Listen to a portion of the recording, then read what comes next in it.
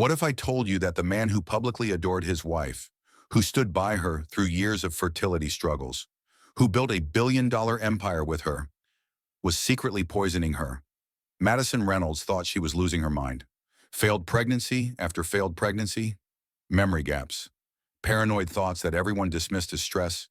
But when she overheard a conversation about divorce papers she never knew existed, she realized the horrifying truth: her loving husband had been systematically destroying her for 3 years.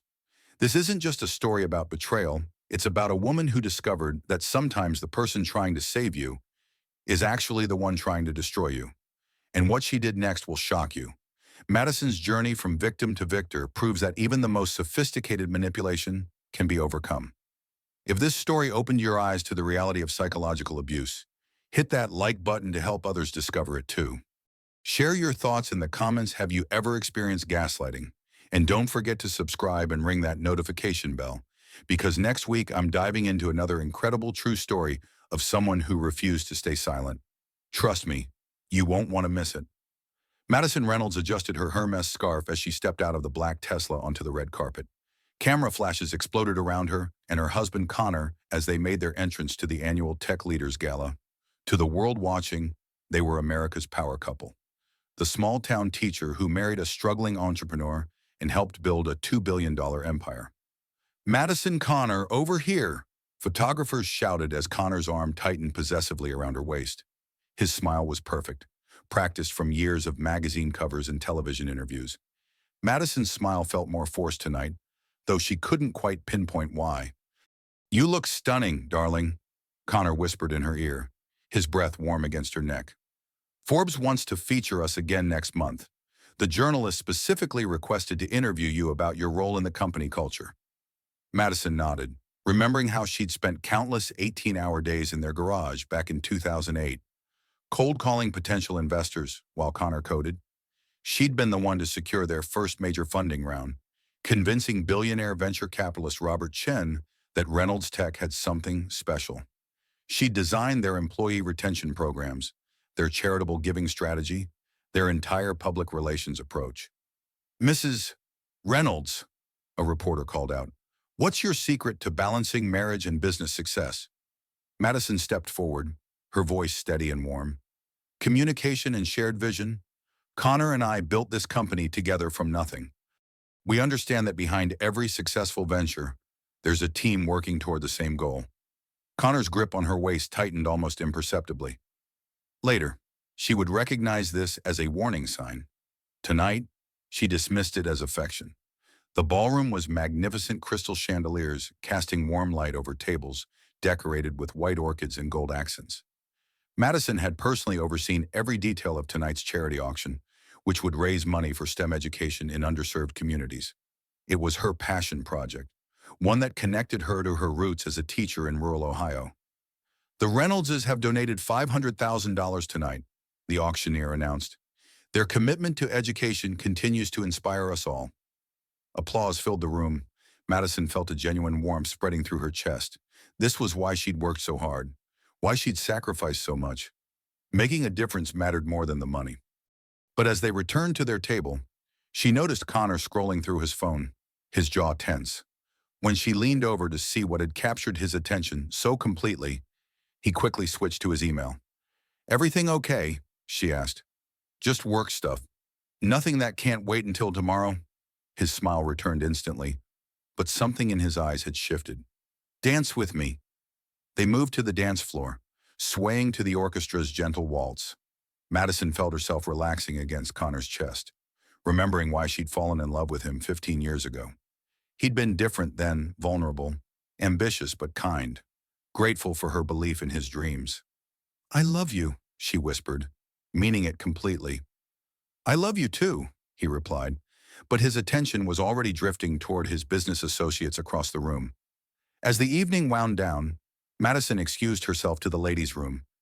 In the mirror, she studied her reflection, 35 years old, successful beyond her wildest dreams, married to a man the world envied. So why did she feel so empty lately? Her phone buzzed with a text from her sister Amy. "Saw the pictures from tonight. You look beautiful but tired. Everything okay?" Madison stared at the message for a long moment before typing back, Just busy. Talk soon. But as she returned to find Connor deep in conversation with their company's CFO, apparently having forgotten she existed, Madison wondered if Amy had seen something she herself was only beginning to acknowledge. The golden cage of their success was beautiful, prestigious, and envied by millions. It was also a cage. 3 months later, Madison sat in Dr. Patricia Hernandez's fertility clinic, trying not to cry as the doctor explained why their latest round of IVF had failed. It was their 8th attempt in 3 years, and each failure felt like another piece of her heart breaking away. I know this is disappointing, Dr. Hernandez said gently, but we have options. Your hormone levels are responding well to treatment, and there's no medical reason why this shouldn't work eventually. Madison nodded, though the word eventually felt like a weight pressing down on her chest. She was 35. Connor was 41. They'd been trying for 5 years, and each passing month felt like stolen time. How much longer should we keep trying? She asked, her voice barely above a whisper. That's really up to you and Connor. Some couples continue for years. Others decide to explore alternatives after a certain point. There's no right answer. When Madison arrived home to their penthouse apartment, Connor was already there, which surprised her. He'd been working late most nights recently, preparing for a major product launch that would either secure Reynolds Tech's position as an industry leader or cost them everything. How did it go today? He asked, but his tone was distracted, clinical. He was reviewing financial documents spread across their dining room table. Another negative. The words came out flat, emotionless. She'd run out of ways to express this particular devastation. Connor looked up briefly, his expression shifting to what she'd started thinking of as his concerned husband face. The same expression he used during media interviews when discussing their charitable work. I'm sorry, honey. I know how much this means to you. He stood and embraced her, but she could feel his impatience, his desire to return to his spreadsheets. Maybe we should take a break from the treatments. The stress might be making it harder. Madison pulled away. Stung. The stress isn't coming from the treatments. Connor, it's coming from feeling like I'm going through this alone. That's not fair. I've been to every appointment I could make it to. 3 out of 15. Press. The number hung in the air between them. Connor's jaw tightened, a warning sign Madison had learned to recognize over the years. I'm building something important here.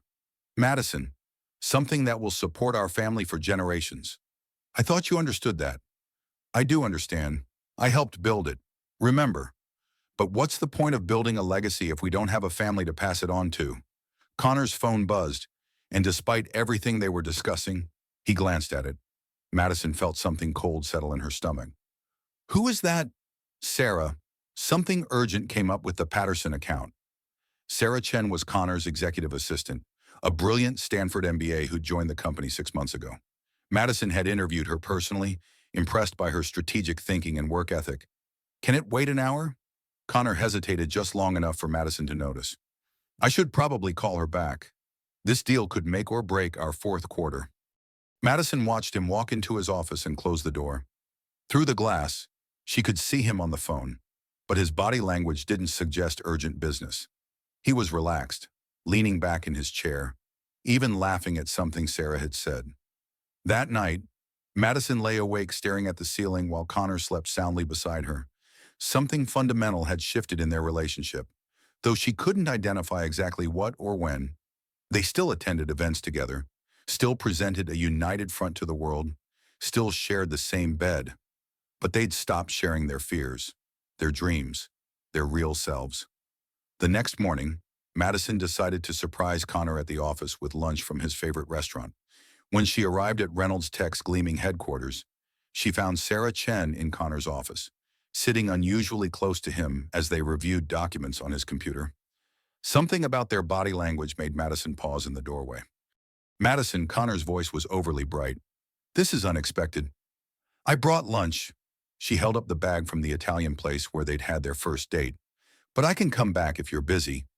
Actually, we just finished, Sarah said smoothly, gathering her papers.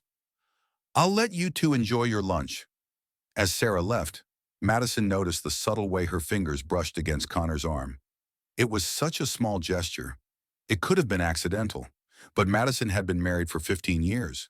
She knew the difference between accidental and intentional. "How's the Patterson account going?" Madison asked as they unpacked their food. "Good. Sarah's been instrumental in closing the deal. She really understands the client's needs." "She seems very dedicated." "She is. She was here until almost midnight last night, helping me prepare for the presentation." Madison nodded, forcing herself to keep eating even though the food now tasted like cardboard. Connor had told her he was in back-to-back video conferences until 11 p.m. But if Sarah was there until midnight, working closely with him— "Connor," she began carefully, "I've been thinking about what you said yesterday, about taking a break from the fertility treatments." "Oh, good, I think that's wise. But I want us to go to counseling instead. I think we need to reconnect before we can bring a child into our relationship." Connor's chewing slowed. "Counseling. Couples therapy, just to help us communicate better, get back on the same page about our priorities."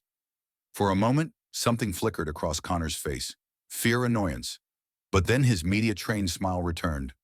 "Of course, if that's what you need, we'll make it work." Madison felt a surge of hope. Maybe they could find their way back to each other.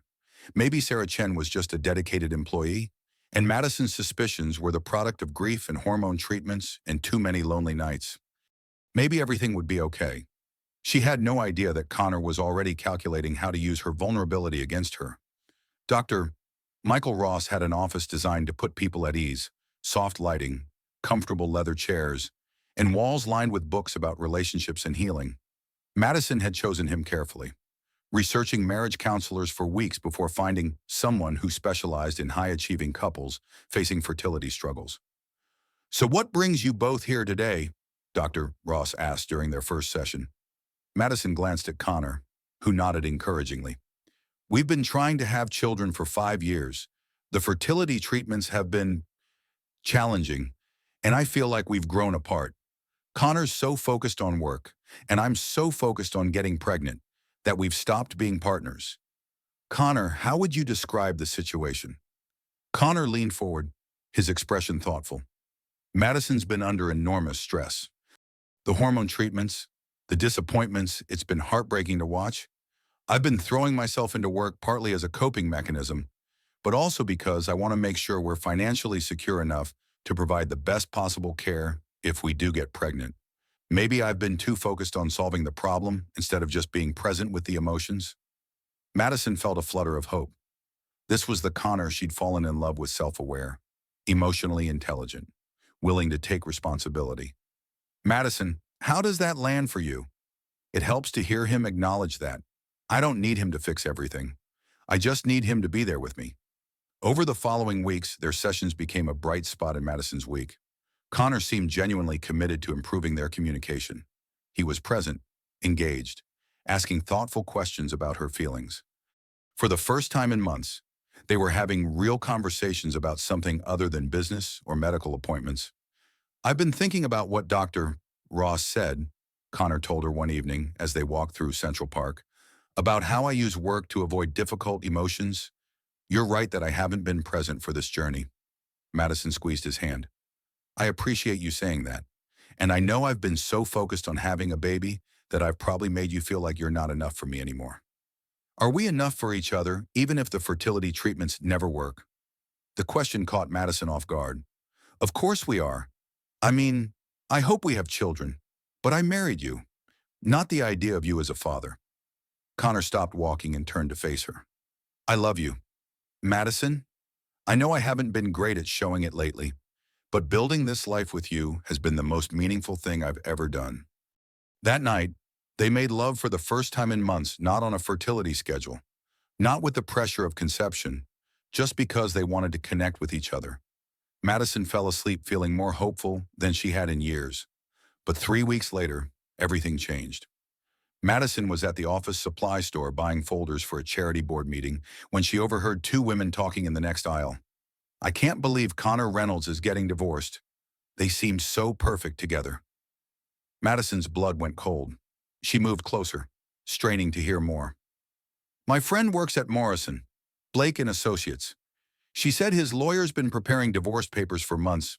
Apparently, he's claiming his wife is mentally unstable from all the fertility drugs." "That's terrible. But honestly, she did seem a little off at that gala last month.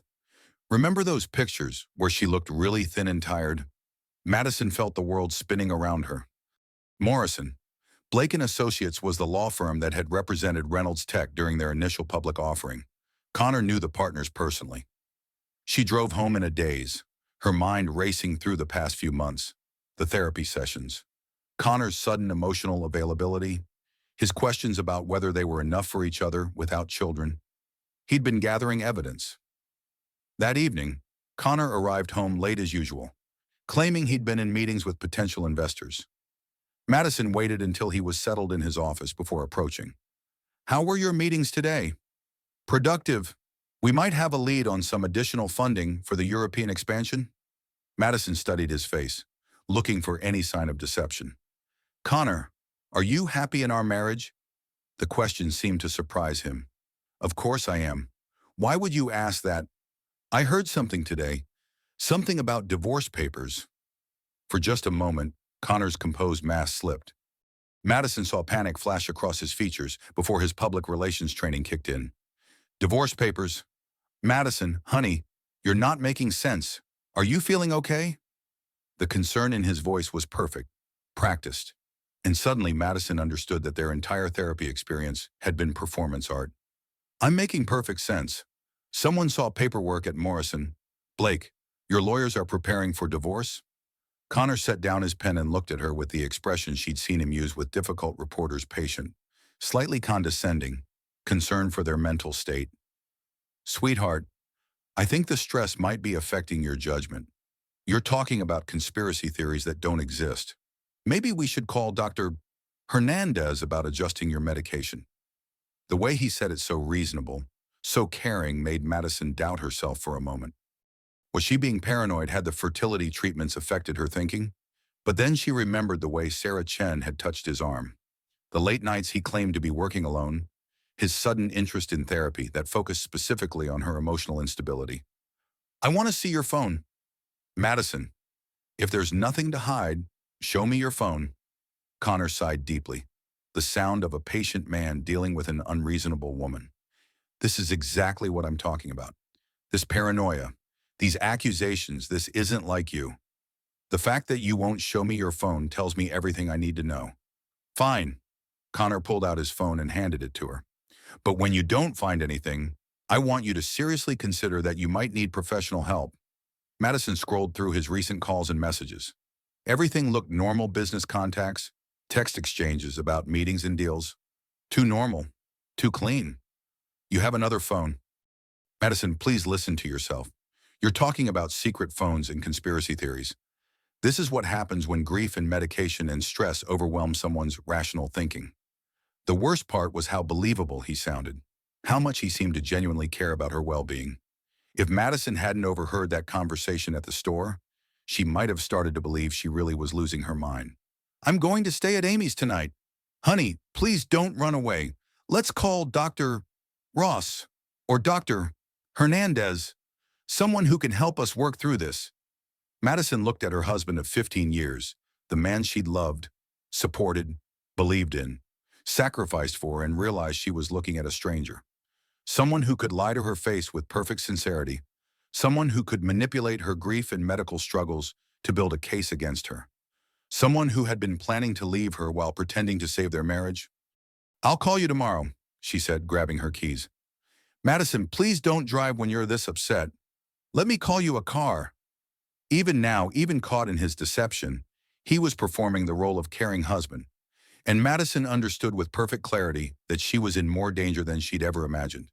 Amy's apartment in Brooklyn felt like stepping into a different world, warm, cluttered with books and art supplies, smelling like the lavender candles their mother used to burn. Madison's sister took one look at her face and pulled her into a fierce hug.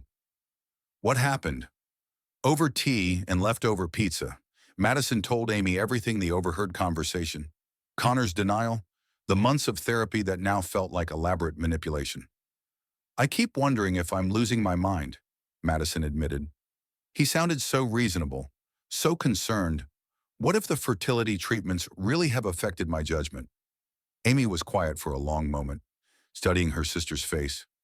"Maddie, Do you remember when we were kids and you thought someone was sneaking into your room at night? Madison frowned. That was different. I was 7.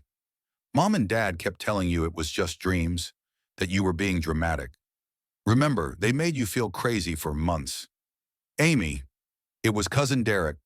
During family visits, you were right the whole time, but everyone convinced you that you weren't. The memory hit Madison like a physical blow. She'd been so young, but she'd known something was wrong. The way Derek looked at her, the way he found excuses to be alone with her. But every adult had dismissed her fears as childhood imagination until her teenage babysitter finally caught him. Connor's making you doubt your own perceptions, Amy continued. That's what manipulative people do. They make you think you're the problem. Madison spent the night in Amy's guest room, staring at the ceiling and trying to separate truth from manufactured doubt. By morning, she'd made a decision. I need evidence, she told Amy over breakfast. Real proof, not just overheard conversations and intuition. What kind of evidence? Financial records, phone records, something concrete that can't be explained away? Amy hesitated. Maddie, if he's really planning to divorce you and claim you're mentally unstable, gathering evidence might be dangerous. What if he finds out? But Madison was done being afraid. Then at least I'll know where I stand. She returned home that afternoon to find Connor in crisis management mode. He greeted her with flowers and her favorite takeout from the Thai restaurant, where they'd celebrated their first big investor meeting. I've been thinking about what you said last night, he began carefully. And I realize I haven't been fully honest about how stressed I've been about work. Maybe that's why you're picking up on something feeling off. Madison accepted the flowers and let him guide her to the couch. What do you mean? The European expansion is more complicated than I've let on. We're hemorrhaging money on regulatory compliance. And if we don't close the Patterson deal, we might have to lay off 30% of our workforce. Connor's voice was heavy with worry, and for a moment Madison felt guilty for suspecting him. But then she noticed he was watching her reaction carefully, gauging whether his story was working. Why haven't you told me this before? I didn't want to add to your stress while you're dealing with the fertility treatments. But keeping secrets isn't fair to either of us. It was a masterful performance, just enough vulnerability to explain suspicious behavior. Just enough truth to be believable. Madison found herself nodding along, feeling her certainty from the morning begin to waver. I've scheduled us an appointment with Dr. Ross for tomorrow, Connor continued. I think we need professional help navigating both the work stress and the fertility struggles. That's a good idea. Connor smiled and kissed her forehead. I love you, Maddie. We're going to get through this stronger than ever. But as he headed to his office to catch up on emails, Madison noticed he took his phone with him and closed the door. In 15 years of marriage, Connor had never closed his office door when he was just working. That night, while Connor slept beside her, Madison lay awake forming a plan. She needed someone she could trust, someone with expertise in investigating financial fraud, someone who understood the tech industry and could help her navigate whatever Connor was hiding. The next morning, she called her college roommate Jessica, who now worked as a forensic accountant for a white-collar crime unit in Chicago. Jess, I need advice about investigating someone's financial records. Hypothetically, Jessica's laugh was warm but knowing. Honey, in my line of work, nothing's ever hypothetical. What's going on? Madison explained the situation carefully, leaving out names and specific details. Jessica listened without interrupting. Your hypothetical situation sounds like textbook financial abuse preparation, Jessica said finally. The gaslighting, the secretiveness, the sudden interest in documenting mental health issues, I see this pattern in about 60% of high-asset divorce cases. So what should my hypothetical friend do? Document everything, and I mean everything. Financial statements, business records, communication patterns, witness observations. Most importantly, she needs to do it without the husband knowing. If he's as sophisticated as you're describing, he's probably already preparing his narrative. What kind of narrative? Unstable wife tries to destroy successful husband's business empire. It's a classic. Make her look greedy, crazy, and vindictive while he looks like the reasonable victim. Madison felt sick. How does someone fight back against that? Very carefully, and with better evidence than he has. That afternoon, During their therapy session, Madison watched Connor perform concern and devotion for Dr. Ross. He spoke about his fears for Madison's mental health, his guilt about working too much, his commitment to supporting her through their fertility struggles. Madison seems to be experiencing some paranoid thoughts, Connor explained. She's convinced I'm hiding things from her, planning to leave her. The stress of the treatments combined with some family history of mental illness has me worried. Madison's blood went cold. She had no family history of mental illness. Connor was building his case with fabricated details. Madison, how are you feeling about Connor's observations? Dr. Ross asked. Madison looked between the two men, her husband who was systematically destroying her credibility, and the therapist who seemed to be buying every word. I think Connor's right that I've been stressed, she said carefully. But I also think there are things happening that I don't fully understand yet. Connor reached over and took her hand. That's exactly what I mean. Madison's always been so perceptive, so rational. This feeling that there are mysterious things happening, it's just not like her. Dr. Ross nodded thoughtfully. Fertility treatments can definitely affect cognitive function and emotional regulation. Madison, have you discussed these concerns with Dr. Hernandez? Madison realized she was trapped. Anything she said about her suspicions would be used as evidence of her instability, but staying silent meant accepting Connor's narrative. I think I need some time to process everything we've discussed today, she said finally. As they walked to their car after the session, Connor was solicitous and caring. How are you feeling about Dr. Ross's suggestions? Which suggestions? About maybe taking a break from the fertility treatments until we get your emotional balance stabilized, and possibly consulting with a psychiatrist about medication for anxiety? Madison stopped walking. He didn't suggest either of those things. Connor's expression was patient, concerned. Sweetheart, we just spent an hour discussing exactly those suggestions. This is what I'm worried about. You're not processing information clearly. For a moment, Madison wondered if she was losing her mind. Had Dr. Ross really suggested psychiatric medication? Had she missed entire parts of the conversation?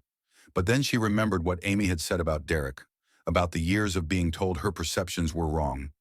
She remembered Jessica's warning about narrative building. I want copies of all our business financial records, she said suddenly. Connor's step faltered almost imperceptibly. Why? If we're having money problems serious enough to require layoffs, I want to understand our situation. I helped build this company. I have a right to know. Of course you do. I'll have Sarah prepare a summary for you. Not a summary, complete records, bank statements, investment portfolios, offshore accounts, everything. Connor stopped walking entirely. Madison, you're talking about thousands of documents. Most of it is highly technical financial information that wouldn't mean anything without context. Then provide context. They stood on the sidewalk outside the therapy building, and Madison saw something shift in Connor's expression. The mask of concern slipped for just a moment, replaced by something cold and calculating. I'll see what I can do, he said finally. But Madison knew she would never see those records.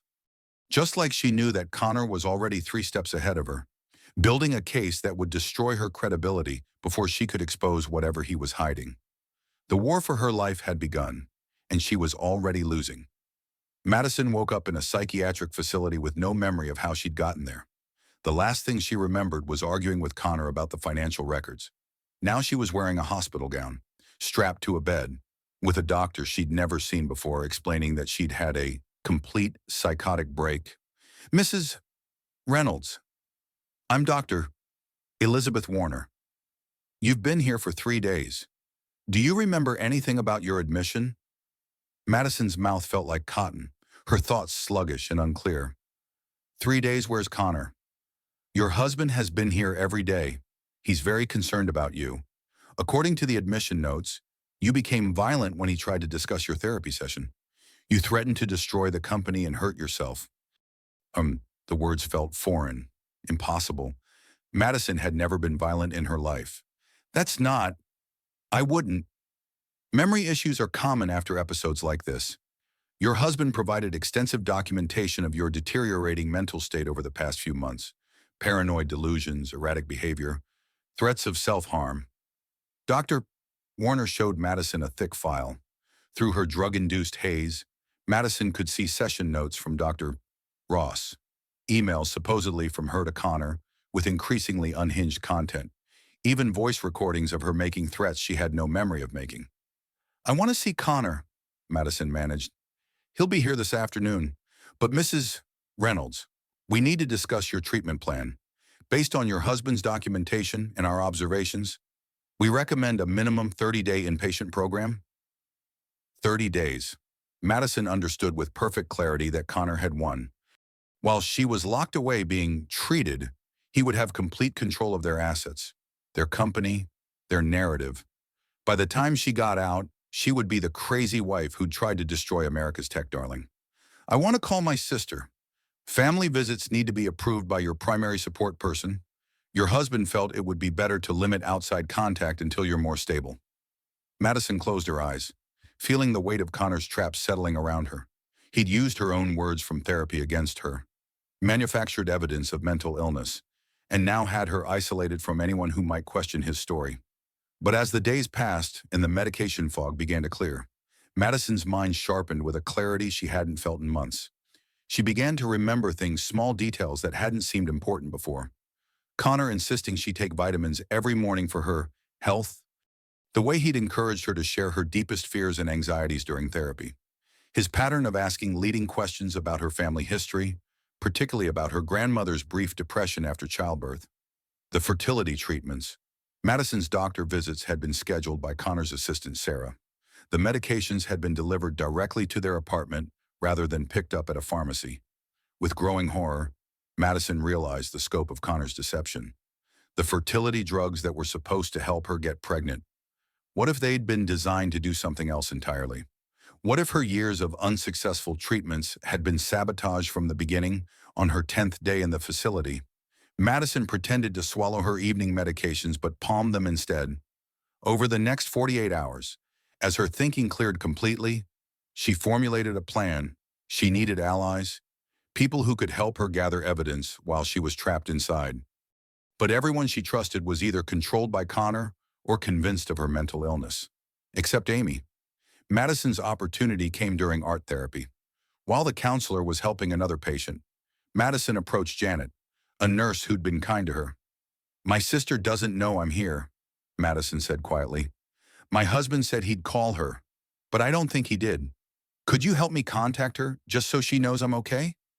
Janet hesitated. "I'm not supposed to. Please. She's probably worried sick. One phone call." That evening, Janet slipped Madison a cell phone for 5 minutes. Amy answered on the first ring. "Thank God, and Maddie, where are you? Connor said you were taking some time away to think, but that was 2 weeks ago." "Amy, listen carefully. I'm in a psychiatric hospital. Connor had me committed. I need you to help me, but you can't let him know we've talked." "What, Maddie? That's impossible." "Connor would never. He's been planning to divorce me for months. Everything I suspected was true. He's using my fertility treatments and therapy sessions to claim I'm mentally ill. I have maybe 3 minutes before I have to give this phone back." Madison quickly explained what she needed: copies of business records, information about offshore accounts, anything that could prove Connor was hiding assets. "How am I supposed to get access to that? Remember Mom's friend Patricia, who works in corporate banking? Start there, and Amy Connor's going to try to turn you against me. He'll show you evidence that I'm unstable, maybe even dangerous. Don't believe him." "Maddie, this sounds crazy, I know, but I need you to trust me the way I should have trusted myself about Derek." The line was quiet for a moment. Then Amy's voice came back, steady and determined. "Tell me what you need." Over the following weeks, as Madison played the role of recovering patient, Amy worked quietly to uncover Connor's secrets. She started with small things: public business records, news articles, social media posts that Connor's team hadn't thought to scrub. What she found was revealing. Reynolds Tech's financial statements showed consistent profitability, but the investment accounts linked to the company told a different story. Money was flowing out faster than it was coming in, but not to business expenses. Amy traced the outflows to a complex network of shell companies and offshore accounts. Most led nowhere, but one pattern emerged that made Amy's blood run cold. Regular payments to Dr. Michael Ross, the marriage counselor. Payments that started 3 months before Connor and Madison's first session. But the most damaging discovery came from an unexpected source. Amy's college friend Marcus worked in digital forensics for the FBI. When Amy casually mentioned that she was worried about her sister's marriage to a tech CEO, Marcus offered to run a quick background check. "Holy shit," Marcus said after reviewing Connor's digital footprint. "Your sister's husband has been methodically destroying her fertility for 3 years." Marcus showed Amy records that Connor had been careless about payments to a private laboratory for custom hormone preparations, communications with a doctor who specialized in fertility sabotage for insurance fraud cases, even research into drugs that would mimic psychiatric symptoms. "This isn't just financial abuse," Marcus explained. "This is assault.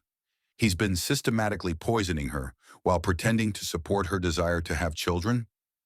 Amy felt sick. "Can you prove it in court? With the right warrant, absolutely.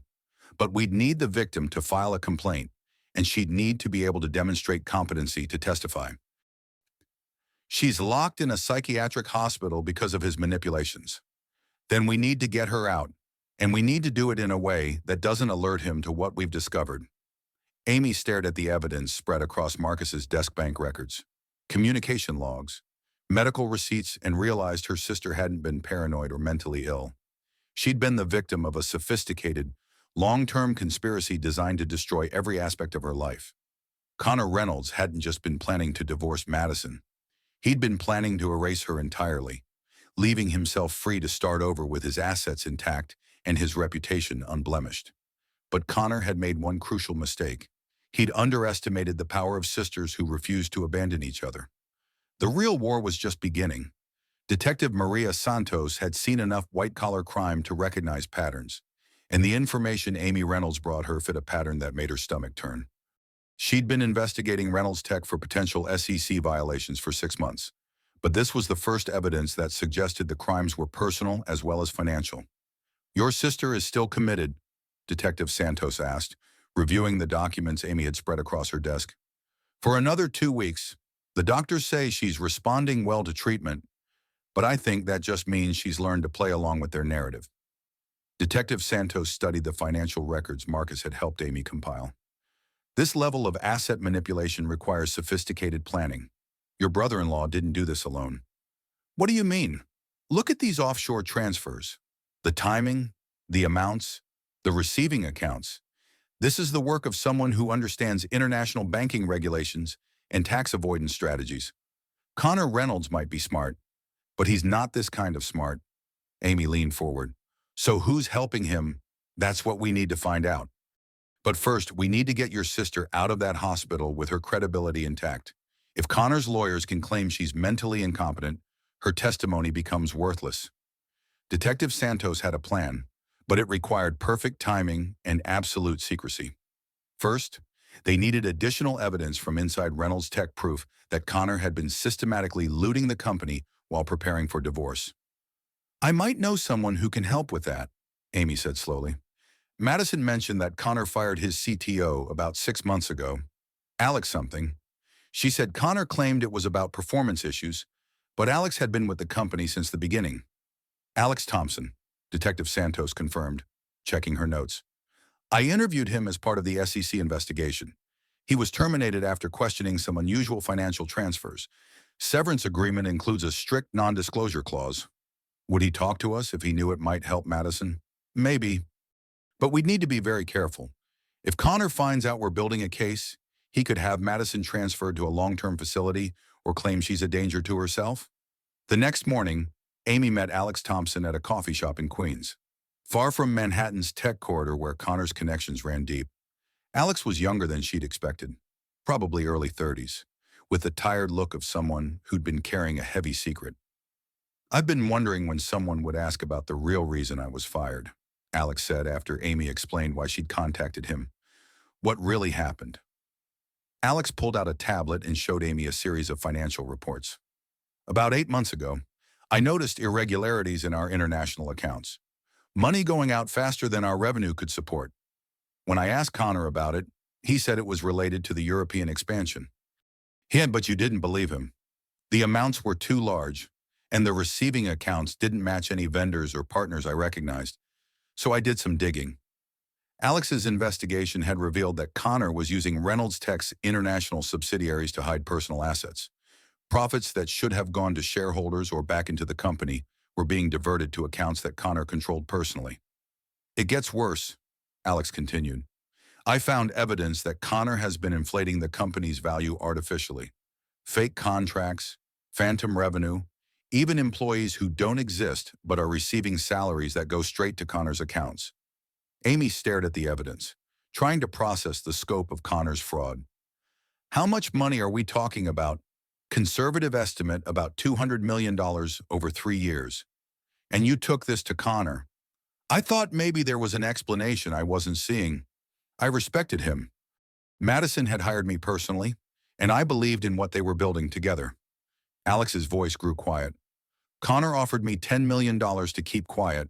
When I refused, he had me fired and threatened to sue me for corporate espionage if I ever talked about what I discovered. But you kept copies of the evidence. Alex nodded. I knew someone would eventually ask the right questions. Amy felt a surge of hope for the first time in weeks. This wasn't just about divorce or even financial abuse anymore. Connor had committed serious federal crimes, and they had documentation to prove it, but their victory was short-lived. That afternoon, Amy received a call from Connor. Amy, I hope you're doing well. I wanted to update you on Madison's progress. Connor's voice was warm, concerned. Everything Madison had said it would be. Amy forced herself to sound normal. How is she? Better, thank God. The doctors think she might be ready for supervised visits soon. I know she's missed you. I've missed her too. Actually, I was hoping we could meet for coffee. I think there are some things you should know about Madison's condition before you see her. Some of her delusions have been quite specific, and her doctors want to make sure family members understand what to expect. Amy's blood ran cold. Connor was preparing to turn her against Madison, just as Madison had predicted. What kind of delusions? Conspiracy theories. Mostly. She's convinced that I've been stealing money from the company, that I had her committed as part of some elaborate plan to divorce her. The doctors say it's common for people in her condition to create complex narratives that make them the victim of circumstances beyond their control. Connor's explanation was perfectly reasonable, delivered with just the right amount of sadness and concern. If Amy didn't know what she knew, she might have believed him. That must be so difficult for you. It is. But I love her, and I'm committed to getting her the help she needs. The important thing is that we don't feed into her delusions by treating them as reality. After hanging up, Amy immediately called Detective Santos. He knows, Amy said. I don't know how, but Connor knows someone's been asking questions. Are you sure? He wants to meet with me to prepare me for Madison's delusions. He's going to show me evidence that she's crazy and try to convince me to help maintain his narrative. Detective Santos was quiet for a moment. This might actually work in our favor. Let him show you his evidence. Document everything he says. Meanwhile, we'll accelerate our timeline for getting Madison out. How? Dr. Jennifer Park. Amy had never heard the name before, but Detective Santos explained that Dr. Park was the physician who had been providing Madison's fertility medications. Marcus's digital forensics had revealed that Dr. Park had been receiving payments from Connor beyond what insurance covered. She's agreed to cooperate in exchange for immunity. Tomorrow, she's going to admit Madison to her private clinic for specialized fertility-related psychiatric care. It's a legal transfer that will get Madison out of Connor's controlled environment. And then what? Then we give Madison 24 hours to recover from whatever they've been drugging her with, and we show her everything we found. If she's willing to testify, we can have Connor arrested by the end of the week. Amy hung up feeling cautiously optimistic for the first time since this nightmare began. Connor might be sophisticated, but he'd made one crucial error. He'd been so focused on controlling Madison that he'd forgotten about everyone who loved her. Tomorrow, Madison would be free, and then Connor Reynolds would learn that some cages could be escaped, and some women fought back. Madison woke up in Dr. Park's private clinic feeling clearer than she had in months.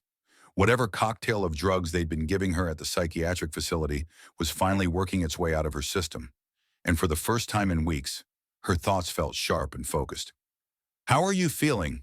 Dr. Park asked during Madison's first consultation. Like myself again. Madison answered honestly. Why did you help me get transferred here? Dr. Park was quiet for a long moment, studying Madison's medical chart. Because I've been participating in something terrible, and I need to make it right. Over the next hour, Dr. Park explained the full scope of Connor's deception. The fertility medications Madison had been taking for 3 years weren't designed to help her get pregnant. They were carefully calibrated to prevent pregnancy while mimicking the side effects of legitimate fertility treatments. But why would Connor want to prevent pregnancy? He said he wanted children as much as I did. The medications you were taking can also cause mood swings, cognitive disruption, and in some cases, symptoms that mimic psychiatric disorders. Your husband wasn't just preventing pregnancy, he was systematically undermining your mental stability. Madison felt sick. For how long, based on the prescription records? At least 3 years, possibly longer. 3 years of failed treatments, 3 years of believing her body was failing her, 3 years of hormonal manipulation designed to make her doubt her own sanity. Why did you go along with this, Doctor? Park's voice was barely above a whisper. He paid me $500,000 over 3 years, and he had evidence of some irregularities in my practice, tax issues. He said if I didn't cooperate, he'd destroy my career. Madison stared at the woman who had been systematically poisoning her, feeling a complex mix of rage and pity. So you helped him destroy mine instead. I'm trying to make it right now. I've given all the medical records to Detective Santos, the prescription logs, the payment records, everything. That afternoon, Amy arrived with Detective Santos and Alex Thompson. Madison listened in growing amazement as they laid out the evidence they'd gathered: the financial fraud, the asset manipulation, the elaborate conspiracy to control every aspect of her life. We have enough to arrest Connor on multiple federal charges, Detective Santos explained. Financial fraud, money laundering, conspiracy, and assault through medical sabotage. But we need your testimony to make the strongest possible case. Madison looked at the documents spread across the conference table: bank records, email communications, medical files, and felt a complex mix of vindication and grief. She'd been right about everything, but the cost of being right was staggering. What happens when Connor finds out I'm no longer committed? That's the beauty of our timing, Detective Santos said. Connor thinks you're still locked away being treated. He has no idea we've been investigating him. He's gotten comfortable, sloppy. Yesterday, he transferred another $10 million to an offshore account in the Cayman Islands. You've been monitoring his accounts. Among other things, Connor Reynolds has been very busy while you've been away. He's liquidated most of your joint investments, transferred ownership of your apartment to shell companies he controls, and filed preliminary divorce papers claiming you're mentally incompetent. Madison absorbed this information with surprising calm. After months of feeling like she was losing her mind, the clarity of Connor's betrayal was almost a relief. There's something else, Amy said gently. Sarah Chen, Connor's assistant, she's pregnant. The final piece of the puzzle clicked into place. Connor hadn't just been planning to divorce Madison, he'd been planning to replace her entirely. The assistant who'd been helping him hide assets and build his case against Madison was also carrying his child. How far along is she? About 4 months, which means Connor got her pregnant while you were going through your last round of IVF treatments.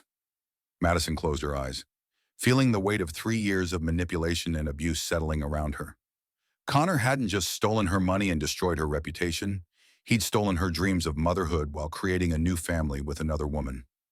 I want him to pay for everything, Madison said quietly. Not just the money. Everything. Detective Santos leaned forward. Are you willing to wear a wire?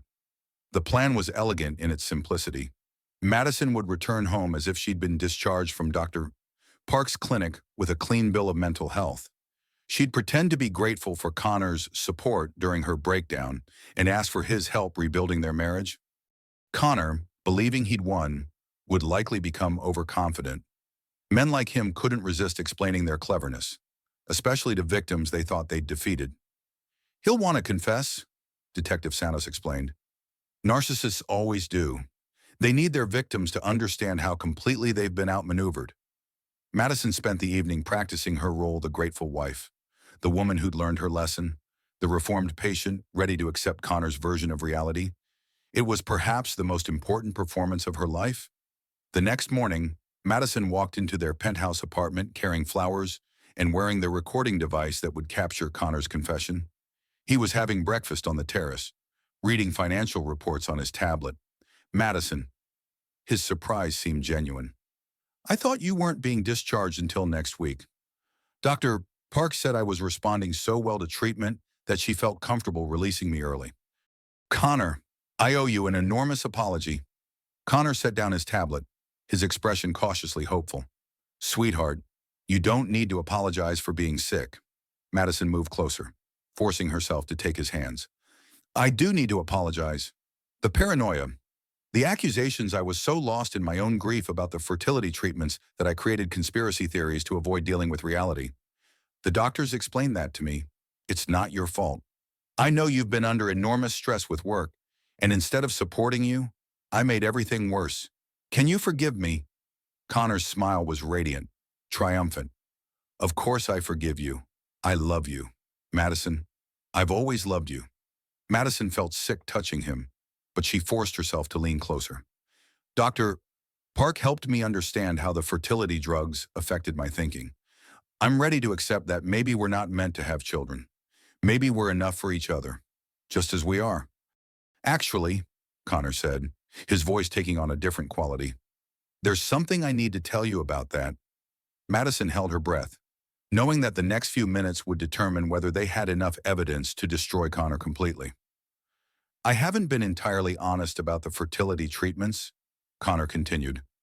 The truth is, I realized about 3 years ago that having children might not be the best choice for us. What do you mean? Connor's voice grew more confident, more excited. This was the moment he'd been waiting for, the chance to reveal his masterpiece. I mean, I've been protecting us from making a mistake that could have ruined everything we built together. Madison forced herself to look confused rather than horrified. Connor, I don't understand. The fertility medications Dr. Park prescribed weren't designed to help you get pregnant. Sweetheart, they were designed to prevent it while making you think the problem was medical. Connor's confession poured out of him like a dam breaking 3 years of careful planning, manipulation, and control.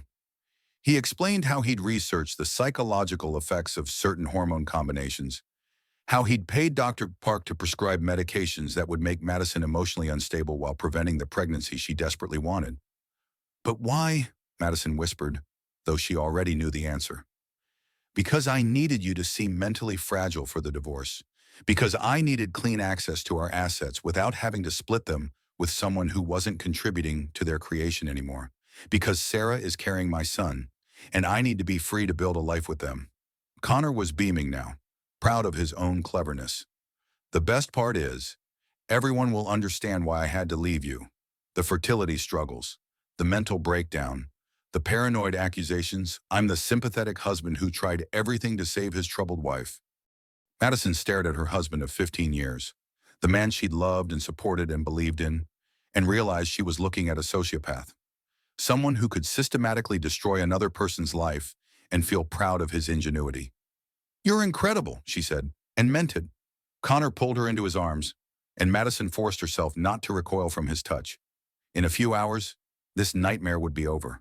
Connor Reynolds would be in handcuffs, and she would finally be free. But first, she had one more question. Connor, how did you hide all the money? The offshore accounts, the shell companies. I never would have figured out something that sophisticated. Connor's eyes lit up. He was enjoying this so much, the chance to reveal the full scope of his brilliance. That's the beautiful part. Madison, I didn't do it alone. Connor's confession continued for another hour, each revelation more damning than the last. Madison learned that his conspiracy involved not just Dr. Park and Sarah Chen, but also Dr. Ross, the marriage counselor, several Reynolds Tech board members, and Connor's lawyer at Morrison, Blake and Associates. Dr. Ross was documenting your deteriorating mental state from our very first session, Connor explained with obvious pride.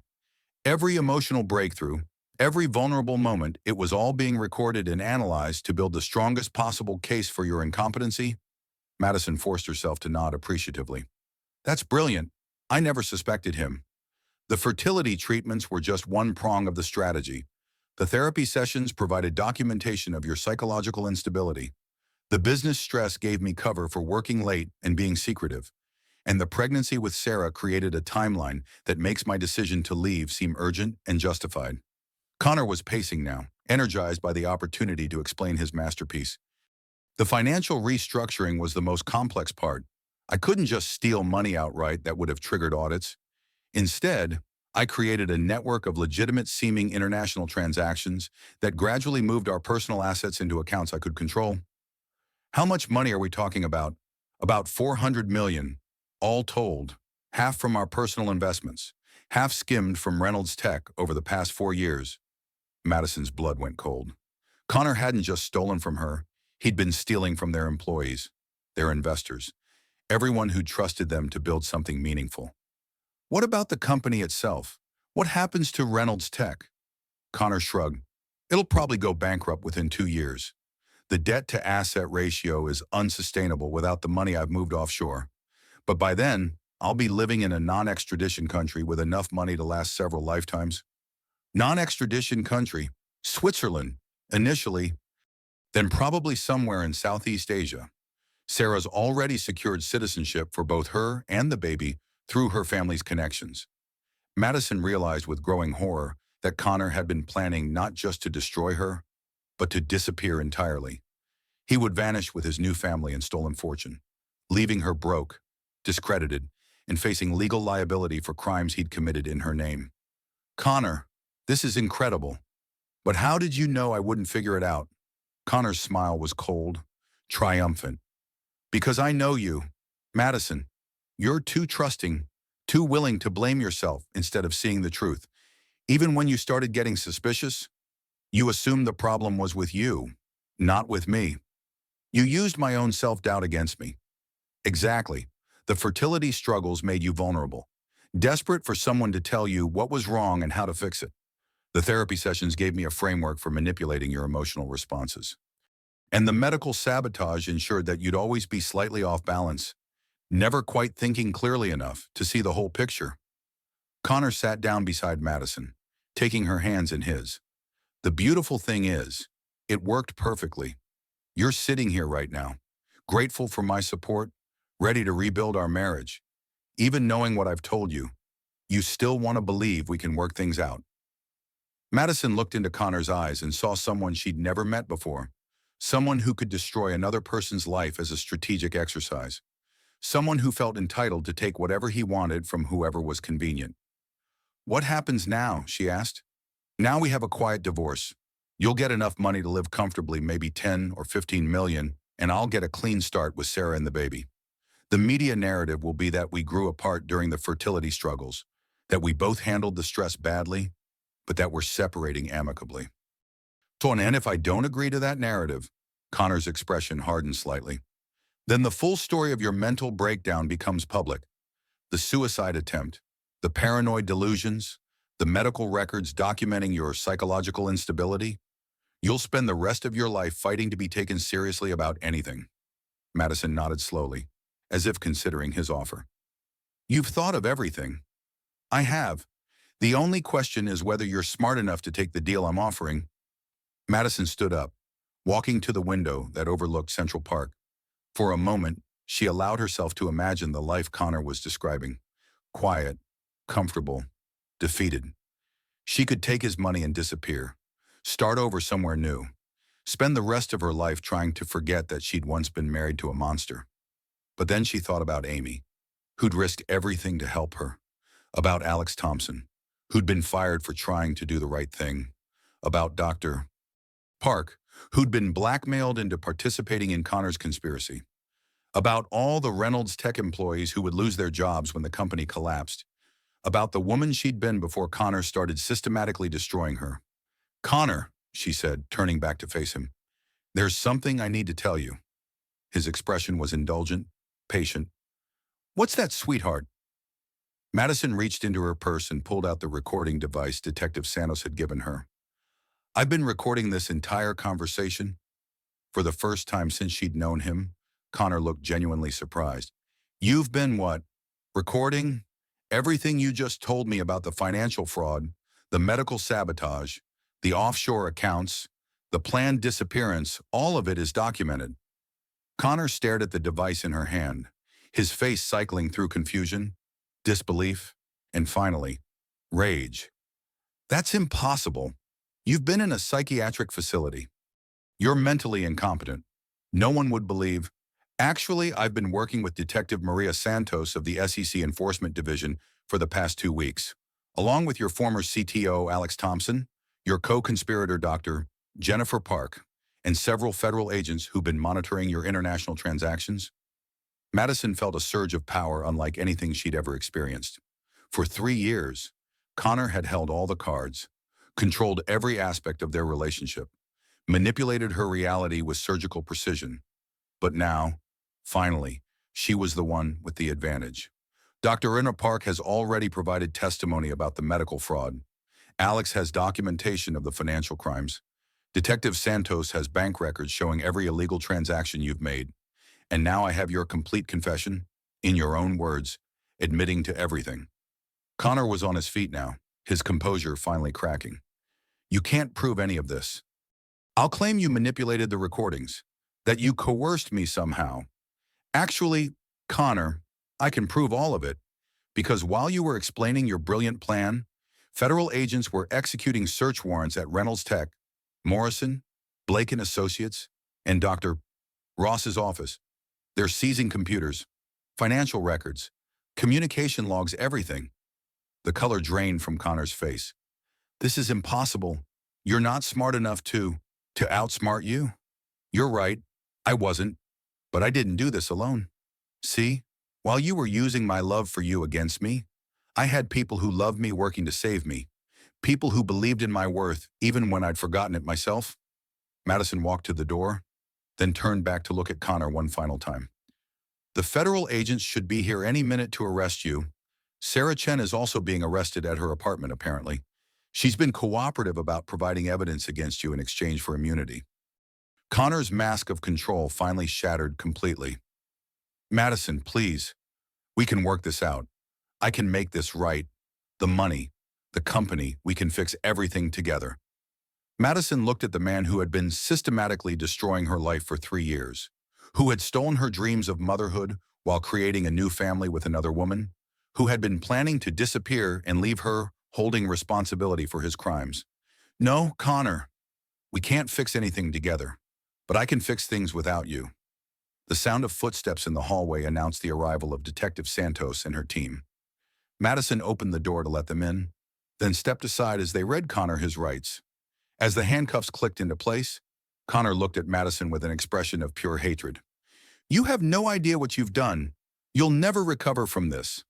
I'll make sure everyone knows exactly what kind of person you really are. Madison smiled, the first genuine smile she'd felt in months. Connor, everyone's about to know exactly what kind of person you really are. That's the beautiful thing about the truth. It doesn't care what story you were planning to tell. As they led Connor away, Madison felt something she hadn't experienced in years, the absolute certainty that she was going to be okay. 6 months later, Madison sat in a federal courtroom listening to Connor's sentencing. The judge's words carried the weight of complete vindication: 25 years for financial fraud, conspiracy, money laundering, and assault through medical sabotage. With federal sentencing guidelines, Connor would serve at least 20 years before being eligible for parole. Mr. Reynolds, the judge said, looking directly at Connor, this court has rarely seen such a systematic and callous abuse of trust. You didn't just steal money, you attempted to destroy another human being's sanity, health, and future for your own financial gain. Madison felt Amy squeeze her hand as Connor was led away in shackles. He didn't look back. The financial recovery had been more successful than anyone had expected. Federal agents had frozen Connor's offshore accounts before he could access them, and the complex web of shell companies he'd created actually made it easier to trace where the money had gone. Madison would recover approximately $800 million more than their original net worth, since Connor's financial manipulations had included profitable investments he'd hidden from her. Reynolds Tech had survived, barely. With Connor gone and the stolen assets returned, the company was financially stable but needed new leadership. The board had unanimously voted to offer Madison the CEO position, recognizing that she'd been the strategic mind behind much of their early success. I'm not sure I'm ready to go back there. Madison had told Amy during one of their many conversations about the future. So many of those people believed Connor's lies about me.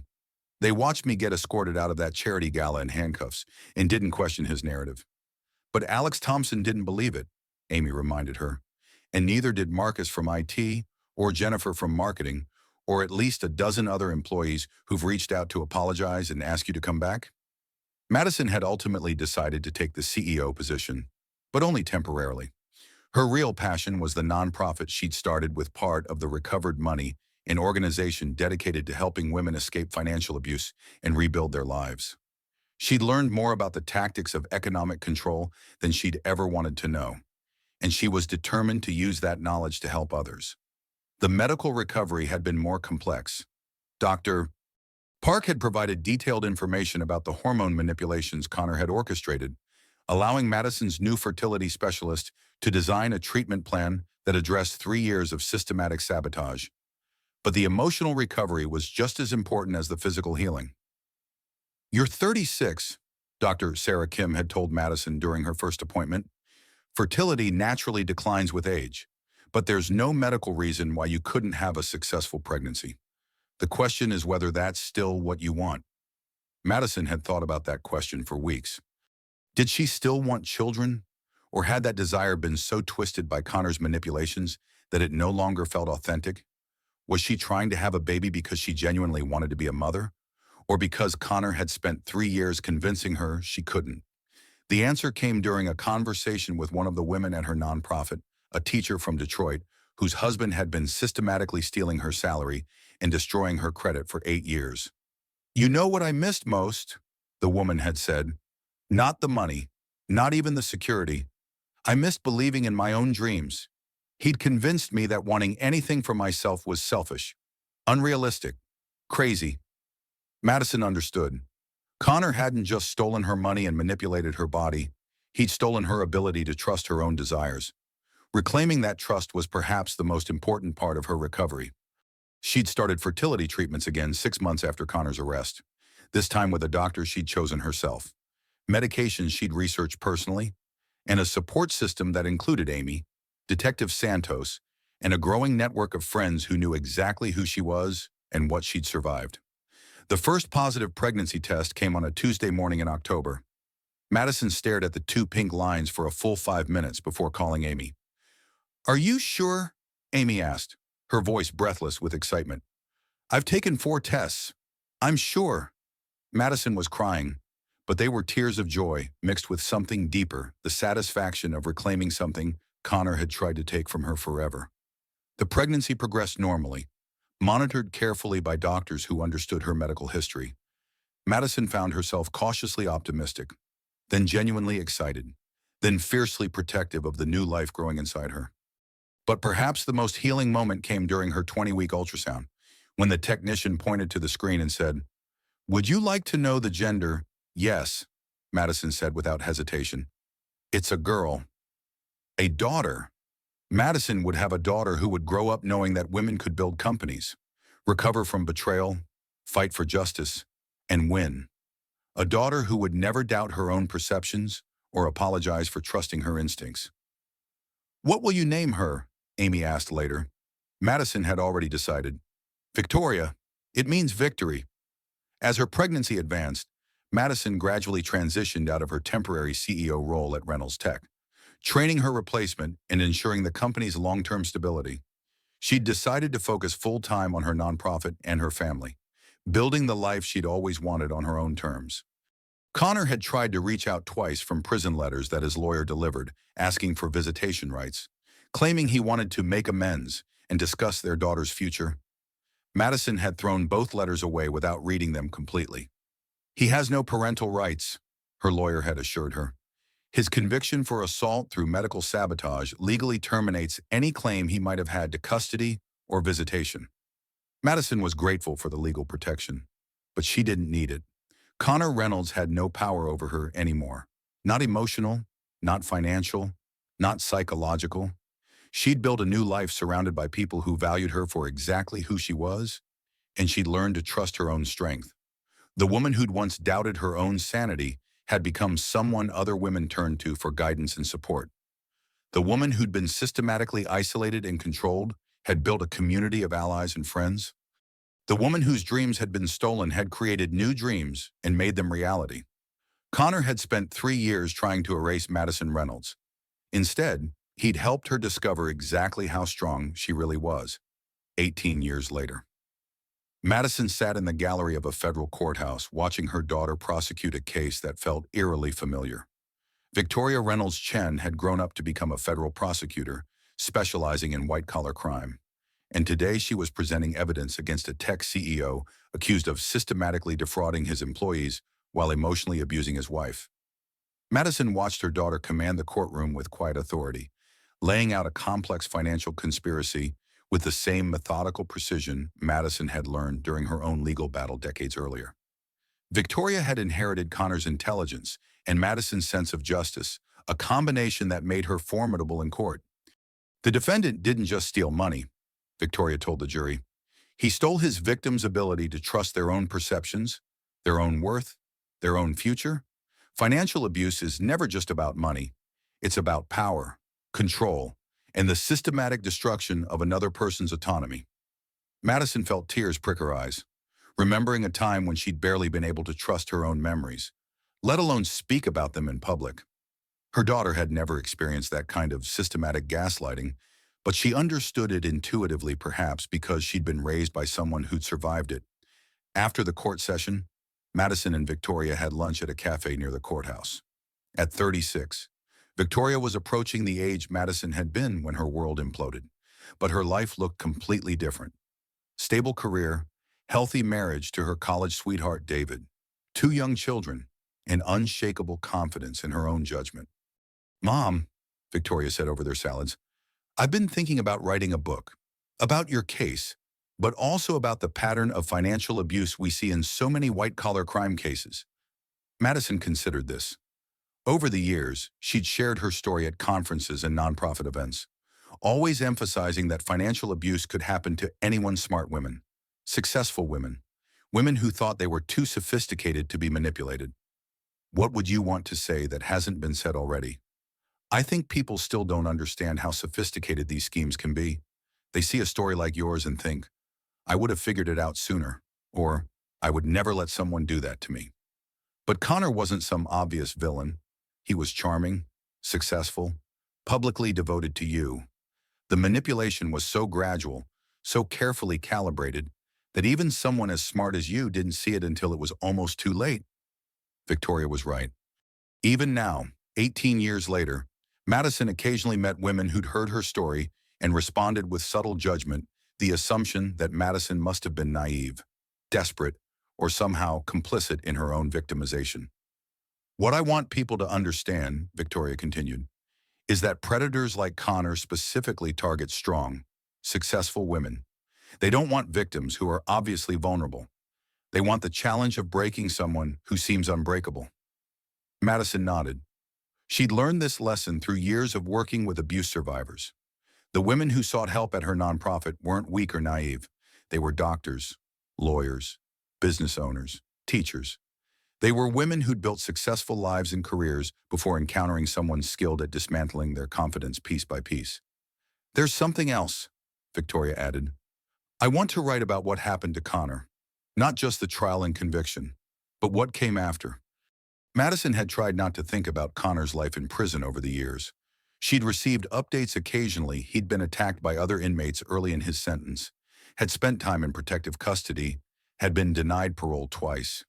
She felt neither satisfaction nor sympathy about his circumstances, just a kind of hollow indifference. "He died last month," Victoria said gently. "Heart attack. His lawyer reached out to see if you wanted any of his personal effects." Madison absorbed this information with surprising calm. She'd imagined this moment many times over the years, wondering how she'd feel when Connor was truly gone forever. The answer, she discovered, was relief, not joy or vindication, just the quiet satisfaction of knowing that chapter was finally, completely closed. "I don't want anything that belonged to him," Madison said, "but thank you for telling me." They sat in comfortable silence for a moment, watching people hurry past the cafe windows, business people, tourists, families, all of them carrying their own stories of triumph and struggle. "You know what I'm most proud of?" Madison asked finally. "What?" "That you've never doubted yourself, even when you were little, even when other kids tried to convince you that up was down or black was white. You trusted your own perceptions. That's not something I was able to teach you. It's something you never lost." Victoria smiled. "I think I learned it from watching you rebuild. You spent my entire childhood showing me what it looks like to trust yourself again after someone tries to break that trust." Madison thought about the woman she'd been 18 years ago, broken, isolated, doubting her own sanity. She thought about the long process of rebuilding not just her financial security, but her emotional foundation. Most importantly, she thought about the community of strong women she'd surrounded herself with, people who'd helped her remember who she was beneath Connor's manipulations. "Writing the book is a good idea," Madison said, "but make sure you include the helpers. Amy, Detective Santos, Alex Thompson, even Dr. Park eventually. Connor couldn't have been stopped by one person acting alone. It took a network of people who cared about justice, and people who cared about you specifically." "Yes, that too." As they prepared to leave the cafe, Victoria asked one final question. "Do you ever wonder how different your life would have been if you'd never married Connor?" Madison considered this. She might have married someone else, had children earlier, built a different kind of career. She probably would have been happy in quieter, more conventional ways, but she also wouldn't have learned how strong she was. She wouldn't have built a nonprofit that had helped thousands of women escape financial abuse. She wouldn't have raised a daughter who dedicated her career to prosecuting predators like Connor. "I think everything happened exactly as it was meant to," Madison said finally. "Connor thought he was writing my story, but it turned out he was just one chapter. The rest I wrote myself." Walking back to her car, Madison reflected on the strange circular nature of justice. Connor had tried to erase her, but in fighting back, she had discovered who she really was beneath his manipulations. He'd tried to isolate her, but she'd built a stronger community than she'd ever had before. He'd tried to steal her future, but she'd created a legacy that would outlast them both. Her phone buzzed with a text from Amy. "Saw Victoria on the news. So proud of you both. Dinner Sunday." Madison smiled, typing back, "Wouldn't miss it." Amy had never married, but she'd become the most devoted aunt Victoria could have asked for. She'd been Madison's anchor through the darkest periods of recovery, and now she was a beloved constant in their lives, the woman who remembered Madison before Connor, who'd helped her find her way back to herself. As Madison drove home to her brownstone in Brooklyn, a neighborhood she'd chosen specifically because it felt nothing like the sterile luxury of her life with Connor, she thought about the conversation she'd have with her son-in-law David that evening. Victoria had inherited Madison's determination and strategic thinking, but David had inherited her capacity for trust and emotional openness. Their marriage was everything Madison's first marriage had pretended to be: genuine partnership, mutual respect, shared dreams built on honest communication. Madison had never remarried.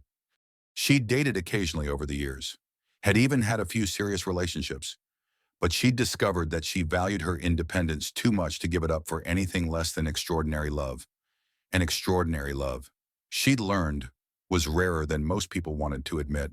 Her nonprofit work had become her greatest passion. The Madison Reynolds Foundation had helped over 10,000 women rebuild their lives after financial abuse, and had lobbied successfully for legislative changes that made it harder for abusers to hide assets and manipulate the legal system. Madison had testified before Congress twice, had been featured on the cover of Time magazine, and had received honorary doctorates from 3 universities. But her proudest achievement was simpler. She'd learned to trust herself completely. When her instincts told her something was wrong, she listened. When someone tried to gaslight her, she recognized it immediately. When opportunities arose, she evaluated them based on her own values rather than seeking external validation. Connor had spent 3 years teaching her to doubt herself. She'd spent the following 18 years remembering why she was worth believing in. That evening, as Madison sat in her garden reading while Victoria's children played nearby, she reflected on the unexpected gifts that had emerged from her trauma. The ability to spot manipulation from miles away, the network of fierce friendships she'd built with other survivors, the unshakable knowledge that she could handle whatever life threw at her. Most importantly, The understanding that strength wasn't about never falling down, it was about getting back up, learning from the experience, and using that knowledge to help others avoid similar traps. Connor Reynolds had tried to write Madison's ending. Instead, he'd helped her discover that she was the author of her own story. And it was turning out to be a much better story than he'd ever imagined possible. Victoria looked up from where she was pushing her daughter on the swing set Madison had installed last year. "Mom, Emma wants to know if you'll tell her the story about the princess who saved herself." Madison smiled, closing her book. It was a story she'd invented for Victoria years ago, and now Victoria told it to her own daughter, a fairy tale about a princess who discovered that she didn't need rescuing because she was brave enough to rescue herself. "Of course," Madison said, opening her arms as 5-year-old Emma ran over. "Once upon a time, there was a princess who lived in a beautiful castle." As she began the familiar story, Madison caught Victoria's eye and saw her daughter's quiet pride. They'd both learned the lesson at the heart of the fairy tale: sometimes the most important person to save is yourself. And sometimes, when you do save yourself, you discover you're strong enough to save others too. Connor Reynolds had thought he was destroying Madison's story.